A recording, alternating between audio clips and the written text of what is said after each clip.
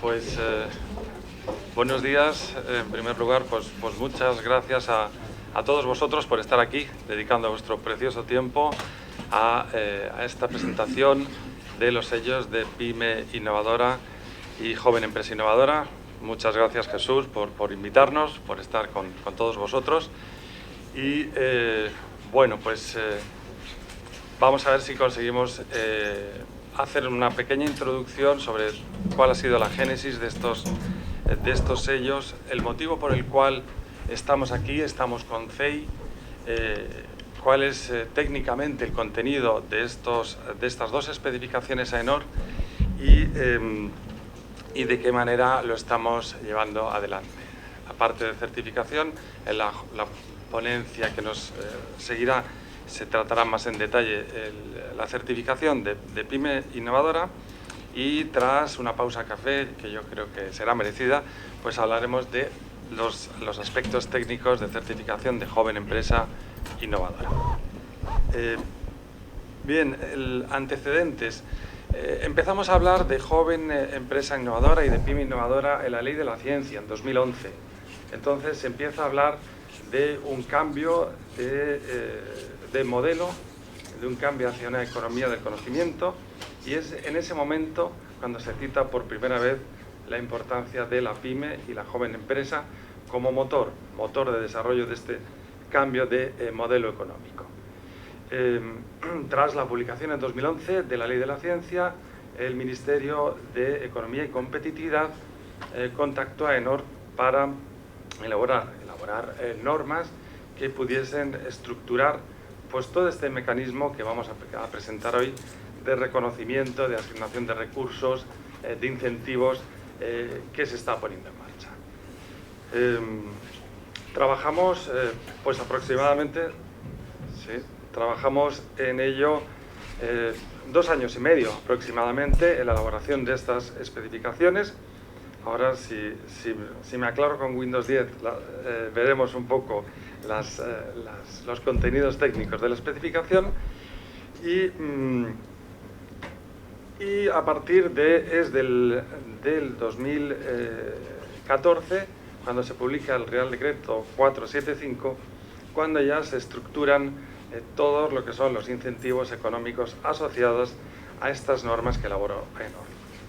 La primera que vamos a ver es la de la especificación AENOR EA 0047, que es la que nos ocupará esta mañana, de Pyme Innovadora, y la que veremos después del café es la 0043.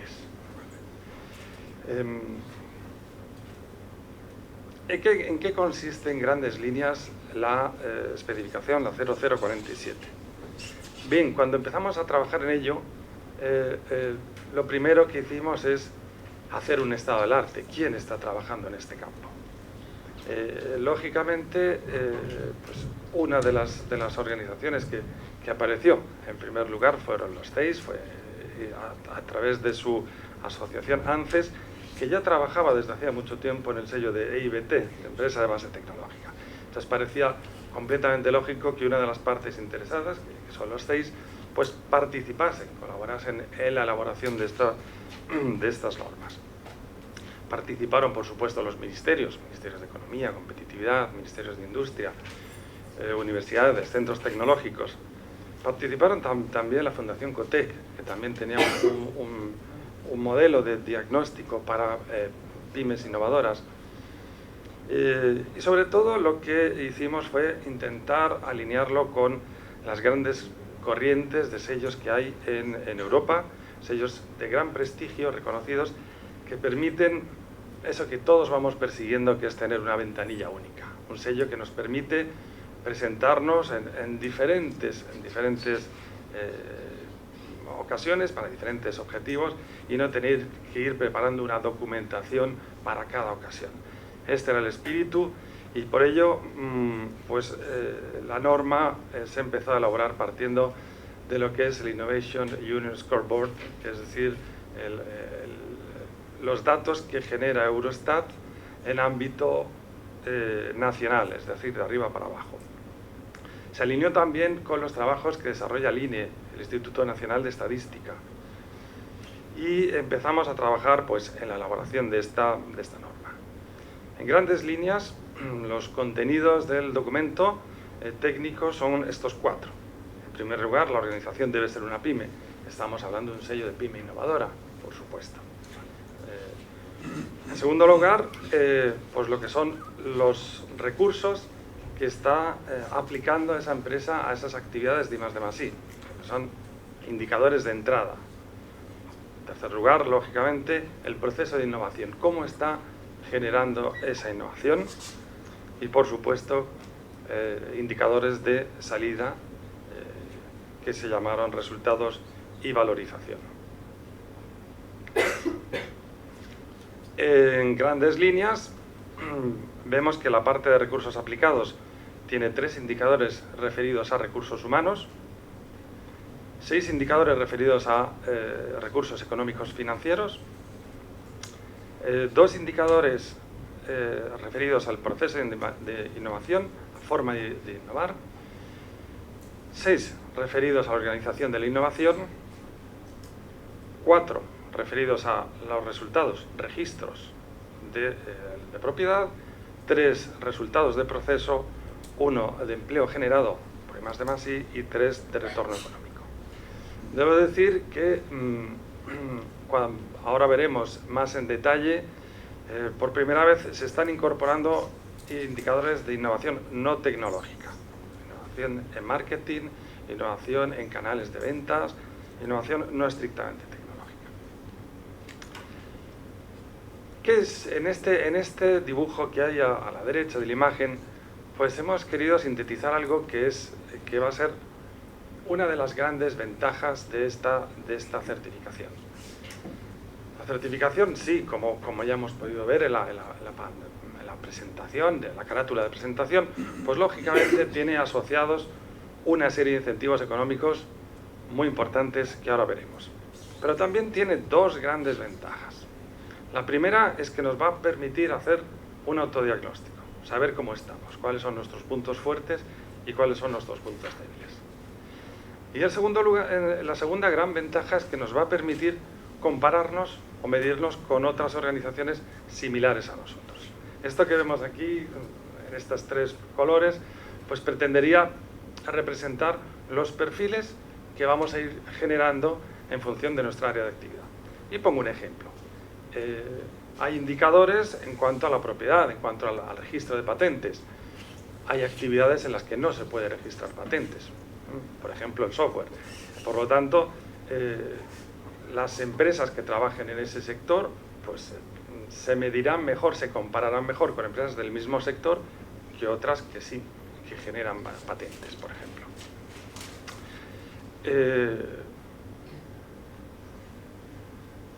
Como decía, uno de los grandes retos es intentar tener una única ventanilla, un registro oficial al cual puedan acudir diferentes estamentos de préstamos, de crédito, de bonificaciones, de deducciones, diferentes ministerios, saber que si una empresa ha demostrado ya que genera ese tipo de actividad, tiene ese perfil, pues está en esa base de datos a la cual van a poder acceder diferentes actores.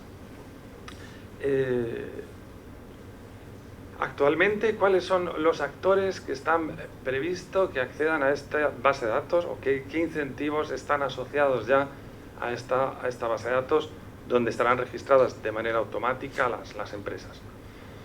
Bueno, en primer lugar estarán el Ministerio de Economía y Competitividad. En segundo lugar estará la Tesorería General de la Seguridad Social. Y actualmente hay 2 líneas de financiación que están utilizando esta base de datos, que es la línea ICO y la línea ENISA. Y hay algo que realmente se está pensando, se está trabajando en ello y que yo personalmente creo que sería el incentivo más interesante, es la posibilidad de que exista un porcentaje de compra pública innovadora dedicado a este tipo de empresas. Esto se está trabajando en ello, el Ministerio hace habitualmente presentaciones en este sentido Es compleja, la compra pública innovadora es compleja, pero desde luego puede ser un atractivo enorme. Comentábamos como una de las grandes ventajas pues tener este acceso a financiación, este acceso a incentivos económicos, pero por primera vez lo que podemos es, a través de este sello, poder acumular diferentes tipos de incentivos en una misma persona. Esta es la gran novedad, y es que podemos, para nuestro personal investigador, para las personas que están imputando horas en proyectos, podemos sumar los incentivos derivados de las deducciones fiscales junto con los incentivos de la bonificación para personal investigador. Vamos a ver un poquitín en qué consisten estos incentivos. Yo creo que ya las deducciones fiscales pues las deben conocer con detalle, simplemente voy a pasar por las cuantías. Me detendré un poquitín más en el nuevo instrumento de monetización y en las bonificaciones, y desde luego en el turno de ruegos y preguntas, pues por supuesto aclararemos cualquier duda que surja, para hacerlo un poquitín más dinámico. En cuanto a las deducciones fiscales, pues todos conocemos más o menos las cuantías, los volúmenes, los porcentajes. Estamos hablando de ese incentivo, a ese riesgo tecnológico que asumimos, que es mayor cuanto más lejos estamos del mercado. Hablamos de un 25% de base para I+D, de un 17% adicional para el personal dedicado en exclusiva. Aquí hablamos de I+D exclusivamente. Hablamos de un 8% para inmovilizado, afecto en exclusiva I+D. Bueno, la verdad es que todo esto pues suma un 50%, una cantidad extraordinaria. Lo cierto es que en empresa lo más habitual es que tengamos, eso sí, mucha innovación. Innovación hacemos perpetuamente, si no, no estaríamos en el mercado. Y aunque es muy atractivo un 50% de un proyecto, realmente no deberíamos olvidar que un 12% de lo que hacemos todo el año es muy importante. Por lo tanto, yo no perdería de vista esa innovación que hacemos sin duda todos. Desde luego, ese mecanismo de deducciones fiscales, pues empezamos con ello en el año 2003, empezamos con tres proyectos, al año siguiente fueron 9, al siguiente fueron 30. Bueno, los datos de este último ejercicio son 6.500 proyectos que ya se han certificado para informes motivados vinculantes. Crece, el volumen crece enormemente. Pero se está dando una paradoja, y es que el volumen de proyectos que se presentan para deducciones fiscales crecen, pero el porcentaje en términos monetarios aplicados realmente en la deducción es bajo, es en torno al 40%. Y ello es debido, lógicamente, a la situación económica que tenemos, porque, como imagino que sabéis, las deducciones se aplican en cuota. Y si no tenemos cuota, poco vamos a aplicar. Es cierto, tenemos un crédito fiscal de 18 años, pero yo no sé quién es capaz de hacer planes estratégicos a 18 años. No sé, a un año, a 6 meses, bueno, ya tanto es, ¿no? Debido a esto, a esta situación, desde el Ministerio se introdujo un nuevo mecanismo que no sé si lo conocéis, es menos conocido, se aplica por primera vez este ejercicio fiscal, que se llama monetización o cashback, le llaman en algunos casos, no sé si habéis tenido ocasión de conocerlo. Es un mecanismo por el cual ese derecho a la deducción que hemos generado, porque estamos innovando, porque tenemos que cambiar nuestros productos, porque tenemos que hacer esa inversión, podemos, lógicamente, respondiendo a una serie de condiciones, transformarlo en dinero que, aunque parezca mentira, en principio sería Hacienda quien nos lo daría. No veo muchas sonrisas en la sala. Bueno, ¿cuál es la letra pequeña? Bueno, La primera letra pequeña es que de ese monto total que hayamos generado como derecho, pues vamos a tener una quita del 20%. La segunda cuestión es que vamos a tener que demostrar que hemos estado un año sin aplicarnos esas deducciones por falta de cuota. Bueno, esto no creo que fuese difícil. La segunda cuestión es que nos están pidiendo que se mantenga esa plantilla media, especialmente plantilla media de las personas que imputan horas en I+D+I. Y aquí sí que hablamos de I+D+I. En los 24 meses siguientes a la generación del derecho a deducción. El tercer requisito es que ese dinero que nos van a dar se reinvierta en estas actividades, no se reinvierta en máquinas, en edificios, se reinvierta en actividades de I+D+I. Y la cuarta es que utilicemos el mecanismo de los informes motivados vinculantes, pues precisamente para poder documentar la naturaleza y la cuantía de esas actividades que hemos realizado para poder identificar la deducción, la cuantía de la deducción a ser devuelta. Es un mecanismo muy importante, tiene cierta complejidad, pero desde luego la cuota no creo que la tengamos en positivo inmediatamente y es un mecanismo que podemos utilizar. Por lo tanto, tenemos deducciones, tenemos crédito fiscal asociado a estas deducciones y tenemos el siguiente mecanismo que, como decía, podemos aplicar también sobre la misma persona. Son las bonificaciones en la cuota patronal por contingencias comunes de la Seguridad Social, es un 40%, y bueno, este es un instrumento que personalmente creo que el nombre no lo identifica correctamente. Habla de personal investigador, casi nos parece que necesariamente tengamos que estar haciendo investigación básica, y la verdad es que no. Fijaros, en primer lugar, es un instrumento que se aplica a I+D+I, incluye la I pequeña, la innovación, eso que hacemos todos los días. En segundo lugar, aplica a trabajadores de grupos de cotización 1, 2, 3 y 4, es decir, titulados superiores, pero también a aquellas personas que nos están ayudando en la oficina técnica, que están haciendo los prototipos, que están ayudándonos en el laboratorio. Personas, en definitiva, que pueden no tener incluso titulación. Otro de los aspectos que lo hace especialmente atractivo para empresas es que no obliga con nueva contratación. Pueden ser personas que trabajen en la empresa, que ya trabajen en la empresa, incluso en personas que contratemos para una determinada obra o servicio, siempre que se superen los 3 meses. Y recientemente pues, se ha introducido una mejora, además, este instrumento particularmente interesante, y es que este instrumento estuvo en marcha desde el año 2008 al 2012, que se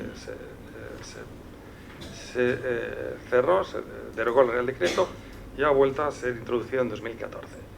En esta nueva fase lo que permite es que aquellos trabajadores por los cuales nos queremos bonificar no necesariamente tengan que estar todo el ejercicio, todo el año haciendo I+D+I. Son personas que pueden estar haciendo tareas comerciales, tareas industriales, y nos podremos bonificar por ellos por un mínimo, o sea, con un mínimo de 3 meses. Es decir, si esta persona está 3 meses trabajando en un proyecto, podremos bonificarnos en esos 3 meses, aunque el resto del año esté en otras tareas productivas.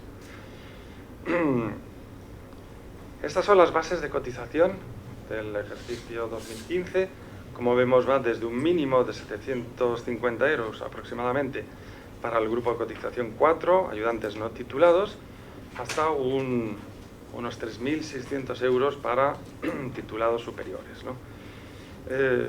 Si hacemos un ejercicio de qué significaría, cuánto podría ser esa bonificación por persona año, hablamos todo el ejercicio, pues estaríamos hablando, una persona media de 2.000 euros, ni 700 ni 3.600, pues de unos 2.300 euros al año. Una cantidad más que respetable, que, atención, a diferencia de los mecanismos de deducción fiscal donde ejecutamos el gasto y después nos es devuelto o retornado ese gasto, aquí es un gasto que no sale de las arcas de la empresa. Es una reducción que tenemos y por lo tanto es dinero que podemos utilizar pues, para proyectos que nos financien al 100%, para lo que entendamos, ¿no?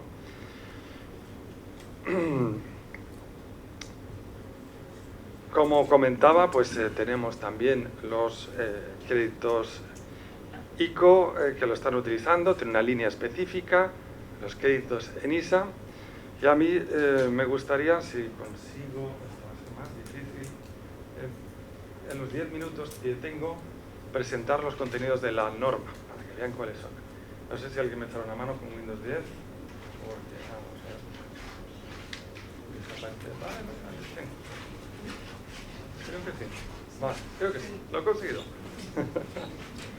Bueno, rápidamente quisiera presentar lo que son los contenidos. La norma tiene las definiciones para cada uno de los indicadores y nos va explicando, lógicamente, va puntualizando cómo son, cómo se miden, y esta es la tabla de requisitos. A ver si lo puedo hacer un poco más grande. Esto ya está.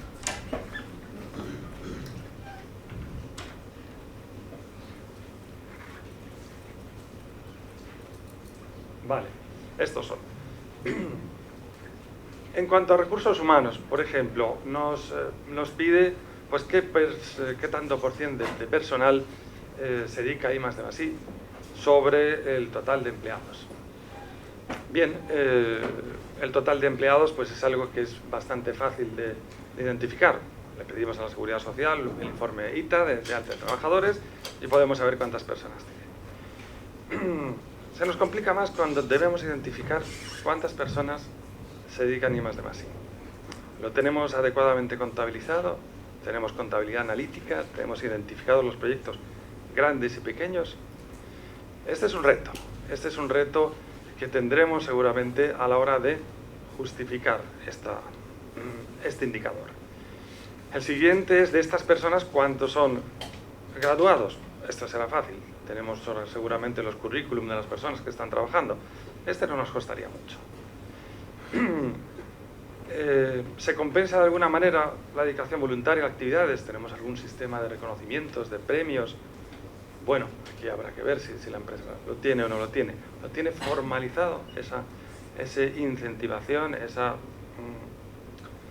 En parte de recursos económicos financieros, la empresa ha tenido alguna financiación pública internacional, un 2020, un FP7, un FP6, ha obtenido financiación pública nacional, algún CEDETI, algún Neotec, la empresa ha obtenido becas públicas de investigación. Veis que a la derecha tiene la puntuación que vamos a ir alcanzando. Se identificó a través de la base de datos PITEC, que es la encuesta del INE, con unas 12.000 empresas, un perfil de empresas por el cual, con 400 puntos, actualmente pues, aproximadamente el 35% de las empresas existentes en España pues tendrían acceso a este sello directamente. También se identificó que con algunas modificaciones, algunas mejoras, aproximadamente un 25% adicional entraría, con algunas modificaciones. Ejemplo, pues el indicador C. ¿Estamos trabajando en innovación? Sí. ¿Estamos estructurando de alguna manera sistemática la recompensa de trabajo en estas actividades? Pues es posible que no. En cuanto a la parte de recursos económicos, pues esta sería algo muy fácil, sí que tenemos perfectamente identificados pues las subvenciones que hemos recibido, las ayudas, la financiación que hemos recibido, ¿no? Financiación pública internacional, nacional, financiación privada. Gasto en I+D+I sobre facturación total. Bueno, aquí el gasto ya lo tenemos más identificado, pero en algunos casos nos va a costar un poquitín. Gasto en I+D sobre I+D+I. Aquí nos va a costar un poco más. Vamos a tener que ir diferenciando una actividad de otra. Forma de innovar. I+D externa versus I+D total. I+D en colaboración.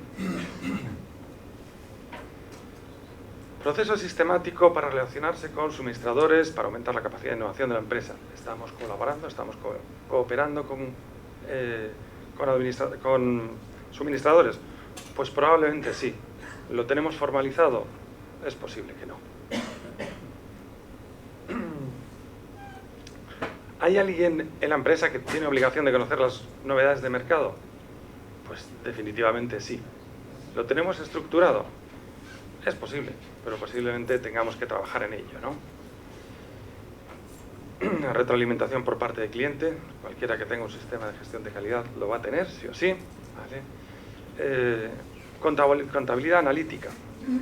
Pues la experiencia que tenemos hasta ahora es que con dificultad. Proceso sistemático para relacionarse con otros servicios tecnológicos, organizaciones de formación, etcétera. Pues para aquellos que tengan sistemas de gestión de calidad o de I+D+I, seguramente sí. En algunos casos no estará formalizado. Política de comunicación, probablemente sí. Lo que estábamos comentando inicialmente en el apartado ya de recursos y valorización, pues registro de patentes. Esto será obviamente un registro muy simple para nosotros. Si lo tenemos, tendremos el registro de la Oficina de Patentes. En ámbito nacional, internacional, modelos de utilidad, diseños industriales, marcas. Estos son toda la parte de registros. Introducción en el mercado de productos o servicios innovadores. Si tenemos contabilidad analítica, seguramente podemos aportarlo. Aquí es donde decía que la norma se aparta de la innovación estrictamente tecnológica y está hablando de nuevas técnicas innovadoras de marketing, publicidad y generación de empleo. Como vemos, son indicadores, yo creo que para todos nosotros muy comunes, muy habituales, los utilizamos. Probablemente la dificultad estribe en algunos casos en generar esa evidencia, ese registro, para poder presentarlo y que podamos certificarlo. Vamos a ver si estoy por aquí.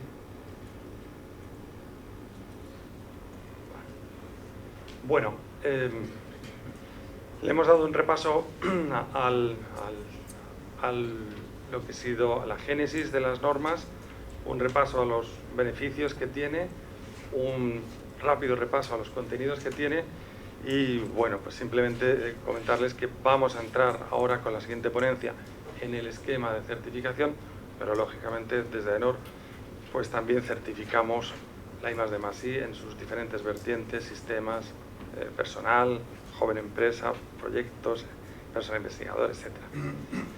Dejo datos de contacto, por supuesto los tienen en Valencia. Aquí está nuestro director de AENOR, Comunidad Valenciana, y dejo aquí los datos de contacto pues, para cualquier información adicional que les pueda interesar. Muchas gracias y creo que voy en tiempo. Muy bien, muchas gracias.